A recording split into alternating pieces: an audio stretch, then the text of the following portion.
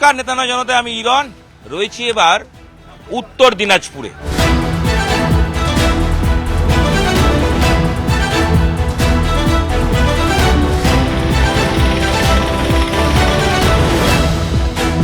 তৃণমূল কংগ্রেসের কাছে উত্তর দিনাজপুর অক্সিজেনের জায়গা। তার কারণ 2021-এর ভোটে তৃণমূলের জয় জয়কার যখন হয় তখন উত্তরবঙ্গে তৃণমূল ধাক্কা খায়। একমাত্র এই জেলা উত্তর দিনাজপুর তৃণমূলকে অনেকটা অক্সিজেন দেয়। এই জেলার 9টা আসনের মধ্যে 7টাই জিতে নেয় তৃণমূল। পরবর্তী সময় এখানে আরও একটি কেন্দ্রে দলবদল হয় এবং দলবদলের পর সেই আসনটিও তৃণমূলের পক্ষে চলে আসে। অর্থাৎ 26-এর ভোটের আগে তৃণমূলের কাছে 8টি বিধানসভা রয়েছে এই জেলার। আমরা দাঁড়িয়ে রয়েছি রায়গঞ্জ বিধানসভায়। উল্লেখযোগ্য জায়গা রায়গঞ্জ, একসময় কংগ্রেসের গড়। এখান থেকে তৃণমূল জমানায় সিপিআইএম প্রার্থী মোহাম্মদ সেলিম এমপিও হয়েছিলেন। এই গড়ে কি হাওয়া বইছে আসুন না খোঁজ নি নেতা নয় জনতায়।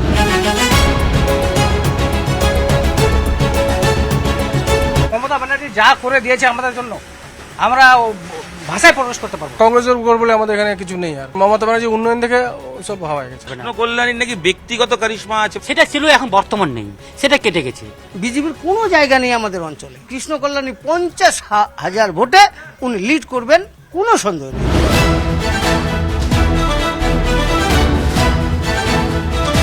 ভালো আছেন? ভালো আছি। হ্যাঁ, জেলা কেমন আছে? জেলা ভালো উন্নয়ন হলো? হচ্ছে। আমাদের এখানে দুটো রাস্তা খারাপ ছিল, কাজ চলতেছে, ভালো কাজ করছে। বিজেপি থাকাকালীন কৃষ্ণ কল্যাণী কোনো কাজ করেছিলেন না তৃণমূলে আসার পর করলেন? না, তৃণমূলে আসার পরেই করছে। আমাদের থাকাকালীন কিছু করে না, বিজেপি থাকাকালীন এখানে কেউ কিছু করেনি। কেউ কিছু করেনি না। কিন্তু এখানকার এমপি বিজেপির, বিজেপি এখানে কোনোদিন আসেনি দেখতে। এই জেলা থেকে কি পরিযায়ী শ্রমিক বেশি? মানে এই জেলা থেকে কি মানুষ বাইরে? হ্যাঁ হ্যাঁ, পরিযায়ী শ্রমিক বেশি। বাইরে তো যেতে হবে না, আমরা কি করে খাবো? ভালো না। আমরা তো আমরা তো এডুকেশন করে যে বসে আছি, আমরা কি করব? আমরা লেবারি করতে হবে তো আমরা খেতে পারবো না, আমরা কি করব? কিছু তো কাজকর্ম করে খেতে হবে। কাজকর্ম করে খেতে হবে। এই যে যুব সাথী দেওয়া হচ্ছে, উপকার আছে? হ্যাঁ, উপকার তো আছে, অনেকটাই তো উপকার আছে। যেটা মানে মাসে 1500 করে, এটা কিছু হয় না, আবার তবু দিয়ে একটা ভালো হয় 1500 করে। 5 বছরে আমাদের এখানে একটা বিশাল সমস্যায় আছি, পারাপুকুর ব্রিজ নিয়ে। এটা কোথা থেকে কোথায়? এটা এখান থেকে বেশি দূর নয়, আমাদের এই অঞ্চলে পড়ে পারাপুকুর ঘাট। এটা হলে কি সুবিধা হতো? অনেক চাষি এটা কি নদীর ওপরে? না, মানে নদীর পাশে ওটা ব্রিজ যদি হয় আমরা অনেক খুশি হব। বিধায়ক এখানে যিনি ছিলেন তার কাছে নিশ্চয়ই আপনারা বলেছেন? অবশ্যই বলেছি। করেননি? এখনো হয়নি ব্রিজটা। 5 বছরে কোনো তো হবে আশা হবে দিয়ে হবে হবে হবে ভোট আসলেই আশা। হ্যাঁ, ভোটলে আসা। আর তা ভোট চলে গেলে ভোট চলে আর কিছুই নাই। পরিযায়ী শ্রমিক এখান থেকে আছেন? অনেক আছে পরিযায়ী শ্রমিক, হাজার হাজার আছে। কাজ নেই বলেই ওখানে যাবার, নাকি এখানকার পরিযায়ী শ্রমিক দক্ষ শ্রমিক বলেই বাইরে যাচ্ছে? দক্ষ শ্রমিক নয়, আমাদের পশ্চিমবাংলায় কিছু কাজ নেই, তার জন্যই বাইরে যায়।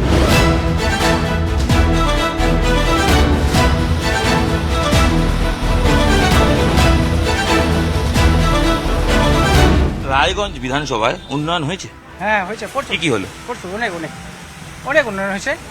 শুধু আমাদের ওই পারাপুকুরের ব্রিজটা হয়েছে গেলে আমরা খুব খুশি হয়ে যাবো। বাকি সব হয়েছে? বাকি সব মানে আমি বলছি রাস্তাঘাট হয়েছে? রাস্তাঘাটও হয়েছে, আমরা দেখতে পাচ্ছি, কই ভালো তো দেখতে পাচ্ছি, আমরা যাচ্ছি। লাইট লাইট সব একদম প্রচুর এখানকার স্বাস্থ্য কেন্দ্র, স্বাস্থ্য ব্যবস্থা প্রচুর একদম অসাধারণ, যা বলার কিছু নাই। মমতা ব্যানার্জি যা করে দিয়েছে আমাদের জন্য আমরা ভাষায় প্রকাশ করতে পারবো না। তাহলে কি এই বিধানসভাতেও প্রার্থী মমতা বন্দ্যোপাধ্যায় মনে হয়? শুধু এখানে নয়, পুরা পশ্চিমবাংলায় আমাদের 294টা আসন, 294টা আসনে ওই মমতা ব্যানার্জি পাচ্ছে। এখানে কি হিন্দু মুসলমান এবারের ভোটে রায়গঞ্জে ফ্যাক্টর?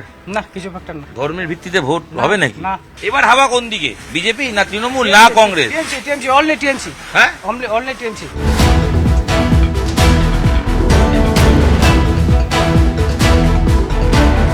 লক্ষ্মী ভান্ডার পান নাকি? হ্যাঁ হ্যাঁ হ্যাঁ এই লক্ষ্মীর ভান্ডারে যে টাকা বাড়লো, হ্যাঁ উপকার হলো? হ্যাঁ কি উপকার? এই আমি 3 মেয়েকে পড়াশোনা করাই। হ্যাঁ, পড়াশোনা করাই। ওই টাকায় আর কিছু বাড়িতে জড়া দিই। এই যে আর এই যে বিভিন্ন প্রকল্প আছে না? হ্যাঁ হ্যাঁ, সব পাই। হ্যাঁ, সব পাই, ঘর উপকার হয়? হ্যাঁ, ঘর পাইছি এবার। মমতা বন্দ্যোপাধ্যায় থেকে কেমন লাগে? ভালো লাগে। আপনি কি যুবসাথী পান? অবশ্যই পাই। পেয়েছেন? এই টাকায় উপকার হবে? অনেক অনেক উপকার। কি উপকার? একটা মেয়ের জন্য মান্থলি একটা পাওয়াটা বহুত মানে অনেকটা দরকার, কারণ মেয়েদের পার্সোনাল খরচা থাকে, সে খরচাটা বহন করার জন্য মমতা ব্যানার্জি যে দেন অনেক উপকার হয় আমাদের। এই জন্য ওনাকে অনেক অনেক ধন্যবাদ। মুখ্যমন্ত্রীকে দেখেছেন মমতা বন্দ্যোপাধ্যায়? অবশ্যই দেখেছি, এখানে রায়গঞ্জে এসেছি, আমি দেখেছি। কিরকম লাগে? খুব ভালো লাগে আমার।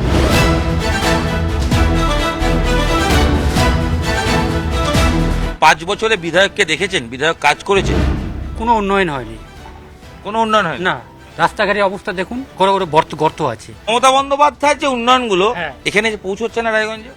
কই আসতেছে উন্নয়ন, আসতেছে, কিন্তু সমস্ত নেতাদের পকেটে টাকা ঢুকছে। মানে সরকারের ভূমিকা ঠিক। আজকে লক্ষ্মীশ্রী, কন্যাশ্রী, ভান্ডার। যুবশ্রী দিচ্ছে, ঠিক আছে, এটা আমি সমর্থন করছি, খুব ভালো প্রজেক্ট। কিন্তু বেকারদের তো কর্মসংস্থান চাই, যারা শিক্ষিত মানুষ। শিল্প কলকারখানা কোথায় আছে? এখানকার মানুষ কি বাইরে কাজে যায়? একদম অনেক হাজার হাজার মানুষ। এটা বাইরে কেন জানবো? ওখানে কি স্কিল মানে তাদের দক্ষতা অনুযায়ী বাইরে কাজ আছে বলে, না এখানে কাজ নেই বলে? কারো দক্ষতা আছে, কারো পেটের দায়ে পরিবারকে বাঁচাতে হবে, সংসারকে বাঁচাতে হবে, যেতে হবে।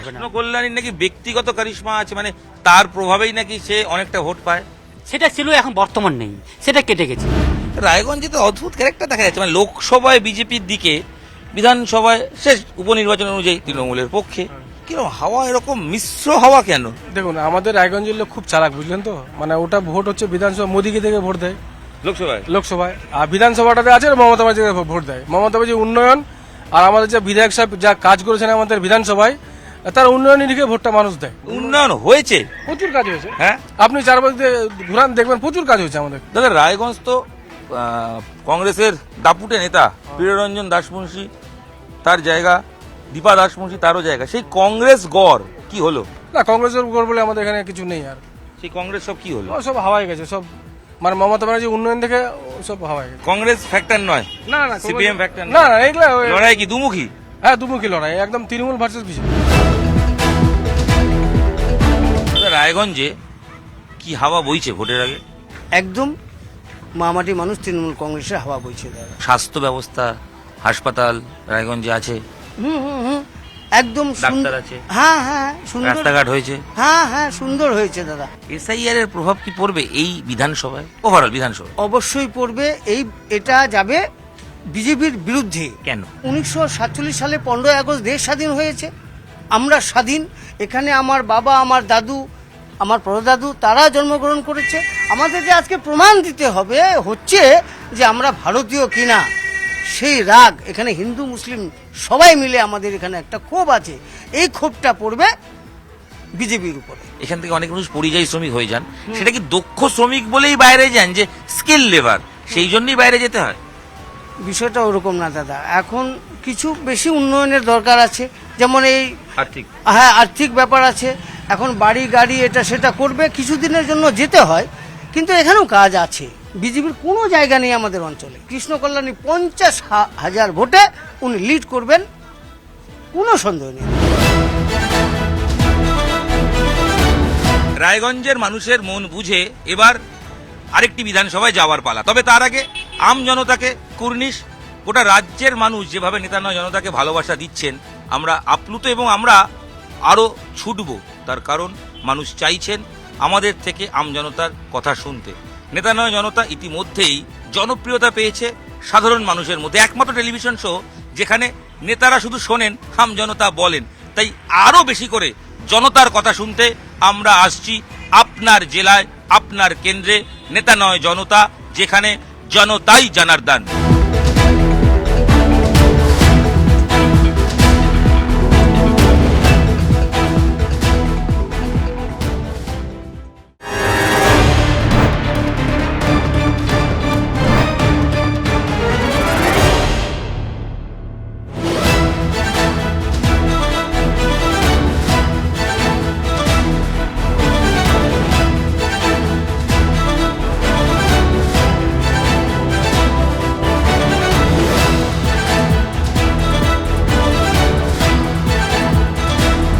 পশ্চিমে রূপনারায়ণ আর দক্ষিণে দামোদর, দুইয়ে মিলে ঘিরে রেখেছে হাওড়ার শ্যামপুরকে।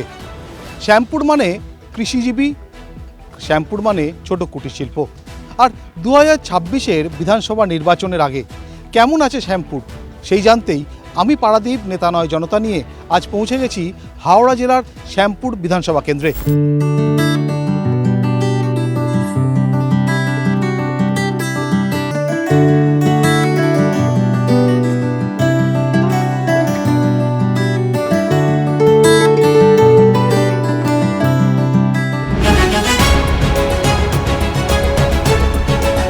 শ্যামপুরের মানুষ গত 5 বছরে তারা কি চেয়েছে, কতটাই বা পেয়েছে, তাদের হাল হকিকত জানবো আগামী 5 বছর শ্যামপুরের মানুষ কোন মাপকাঠির ভিত্তিতে তাদের বিধায়ক, তাদের জনপ্রতিনিধি নির্বাচন করবেন। 2002 সালে আমার বাবা থেকে, দাদু থেকে, জেঠু থেকে সবারই নাম আছে, তো স্পেলিং জে আর জেড, এই একটা স্পেলিং এর জন্য আমাকে আউট। এসআইআর এর প্রথম যে ফর্মটা দেওয়া ছিল, অর্থাৎ আমি আমার ডেটা দিচ্ছি, আমি আমার ডেটা দিতে যদি ভুল করি, সেখানে ইলেকশন কমিশনকে কিন্তু দায় চাপালে হবে না। ভাতা দিয়ে দেশ এগোয়, এটা কোন পদ্ধতিতে দেশ চালানোর পদ্ধতি হচ্ছে? তাহলে শুভেন্দু অধিকারী, সুকান্ত মজুমদার কি করে বলছে আমরা ক্ষমতা এলে 3000 দেবো, এটা কি?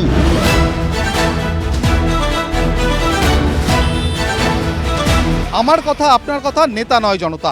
আর নেতা নয় জনতা নিয়ে আমি পারাদীপ আজ পৌঁছে গেছি হাওড়ার শ্যামপুর বিধানসভা কেন্দ্রে। কেমন আছে শ্যামপুর, সবার আগে খুব সংক্ষেপে জানতে চাইবো। শ্যামপুর এই মুহূর্তে যতটা খারাপ থাকার ততটাই আছে। অর্থনীতি, শিক্ষা, সমস্ত স্বাস্থ্যে খাদের কিনারায় পৌঁছে দেওয়া হয়েছে। আজকে যদি আমরা আমাদের শ্যামপুরের স্কুল পাড়া বলা হয়, প্রতিটা স্কুলের দিকে যদি তাকিয়ে দেখেন, আজকে প্রত্যেকটা স্কুলগুলোতে 60% থেকে 40%, 50% শিক্ষক নেই। স্বাস্থ্য বলতে স্বাস্থ্যের পরিকাঠামোটা সম্পূর্ণরূপে বিলুপ্ত। শ্যামপুরবাসীর দীর্ঘদিনের একটা চাবি, এখানে একটি সুপার ফেসিলিটি হসপিটাল বা একটি আপগ্রেডেড হসপিটাল, কিন্তু আজকে আমাদের মায়েদের থেকে শুরু করে সমস্ত শ্রেণীকে আমাদের হয় উলবেড়িয়া যেতে হয়, আর আপনি যদি আমাদের এইমস, ভুবনেশ্বর এইমস, অথবা আপনি যে কোনো সাউথের মেডিকেল কলেজে যান, দেখবেন কি পরিমাণ শ্যামপুরবাসী সেখানে চিকিৎসা নেওয়ার জন্য যাচ্ছে। আমি বলবো শ্যামপুর অনেকই ভালো আছে, কেন উনি যেটা বলছেন হসপিটাল নেই। শ্যামপুর খুবই ইন্টেরিয়র একটা এলাকা, হাওড়া জেলার একদম প্রত্যন্ত গ্রামীণ এলাকা। তো এখানে বর্তমানে আমাদের 2 ব্লকে 2 হসপিটাল আছে। সেক্ষেত্রে শ্যামপুর 2তে রিসেন্ট আপনার সিজারিয়ান ব্যবস্থা চালু হয়েছে, ছোটোখাটো অপারেশান ওখানে হচ্ছে। শ্যামপুর 1-এরও পরিকাঠামোর অনেক ডেভেলপমেন্ট হয়েছে, আগামী দিনেও হবে। সেই দিক থেকে বলবো হসপিটালের যে সমস্যাটা বলছেন অনেকটাই মিটে যাবে। এই মুহূর্তে কাকদ্বীপ থেকে কোচবিহার সব থেকে যেটা চর্চিত বিষয়, সব থেকে যেটা আলোচিত বিষয়, এসআইআর।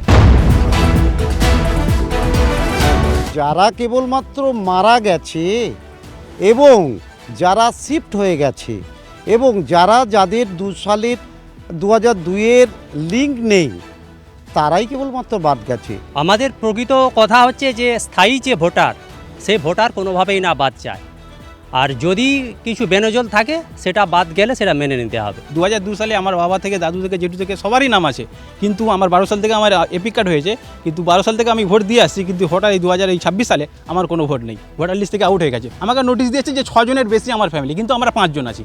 বলছিল আমার 6 জনের বেশি, কিন্তু বাপের নাম আমার সেম একই আছে, তো স্পেলিং জে আর জেড, এই একটা স্পেলিংয়ের জন্য আমাকে আউট। এসআইআর এর প্রথম যে ফর্মটা দেওয়া ছিল, সেটা নিজেকে ফিল আপ করতে হয়েছিল।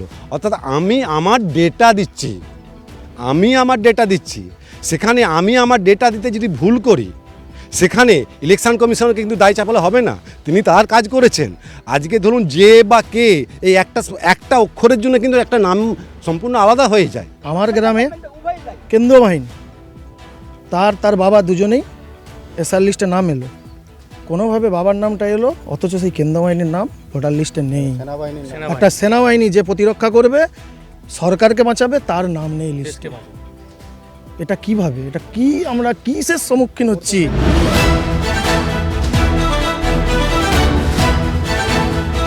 2026-এর বিধানসভা নির্বাচন, সেই নির্বাচনের প্রাক্কালে এবারের বাংলার রাজনীতিতে নতুন একটা ট্রেন্ড কিন্তু দেখা যাচ্ছে। সেটা হচ্ছে ধর্মের নিরিখে ভোট চাওয়া, মন্দির মসজিদের রাজনীতি। এটা আমাদের দেশের যে সংবিধানকে না মানাটার তারই একটা চূড়ান্ত উদাহরণ। সংবিধান সেকুলার, সেখানে কোনো সরকারের কাজ নয় মন্দির গড়া, মসজিদ গড়া। অতএব আগামী দিনে শিক্ষিত বেকাররা ওই মন্দিরের সামনে ডিবে নিয়ে দাঁড়াবে, সেই ব্যবস্থাই করছে। আমাদের ভবিষ্যৎ, শ্যামপুরের বেকার যুবকদের, শিক্ষিত বেকার যুবকদের ভবিষ্যৎ এইটাই। প্রথমেই বলি, শ্যামপুর প্রথম থেকেই সহাবস্থান বোঝাই করে, এখানে হিন্দু মুসলিম উভয়ই সুন্দরভাবে বসবাস করে। এবার ইনি যেটা বললেন মন্দিরের ব্যাপারটা, মন্দির সারা দেশেই হয়েছে, রাম মন্দির হয়েছে, দীঘাতে জগন্নাথ ধাম হয়েছে, মন্দির হয়েছে, কিন্তু মন্দির করে এই নয় যে মন্দির করে মানুষের ভোট পাওয়ার জন্য মন্দির হয়েছে। মন্দিরটা হিন্দুদের একটা মানুষের আবেগ, সেই কারণে কিছু কিছু ক্ষেত্রে হয়তো মন্দির হয়েছে, অস্বীকার করার জায়গা নেই। কিন্তু মন্দির মনে এই নয় যে বেকার সমস্যা আছে তার জন্য মন্দির হয়ে গেল, এটা সর্বৈব মিথ্যে কথা বলে আমার মনে হয়। এতদিন দেখেনি মানুষ, এখন দেখছে যে যে রাজনীতি দলরা প্রশাসন মানে দেশ বা রাজ্য চালানোর জন্য করছে, তারা বিভেদ তাদের যে এগুলো আছে মানে তাদের দুর্নীতি, তাদের যে অপব্যবহার ব্যর্থতা, সেগুলোকে ঢাকা দেওয়ার জন্য সাধারণ মানুষকে ধর্মের ভিত্তিতে বিভেদ সৃষ্টি করে দিয়ে তাদের যাতে গরিব মানুষ সেই সব বিরুদ্ধে লড়াই না করতে পারে, সেই জন্য এইটা করছে এরা। আমরা দেখেছি গত 5 বছরে একাধিক সরকারি প্রকল্প, কন্যাশ্রী, স্বাস্থ্যসাথী, বিভিন্ন প্রকল্প এসেছে, কিন্তু এই মুহূর্তে 2026-এর বিধানসভা নির্বাচনের প্রাক্কালে সবথেকে যেটা চর্চিত প্রকল্প সেটা হচ্ছে লক্ষ্মীর ভাণ্ডার এবং যুবসাথী। ঠিক ভোটের আগে আগে যুবসাথী প্রকল্পের ইন্ট্রোডাকশন, এবং শুধু তাই নয়, লক্ষ্মীর ভাণ্ডারে বরাদ্দ বাড়িয়ে দেওয়া। শ্যামপুরের মানুষ তারা কি বলছেন? মানুষ কি এ সুফল পাচ্ছেন নাকি শুধুই ভোটের চমক? এটা একেবারেই ভোটের চমক।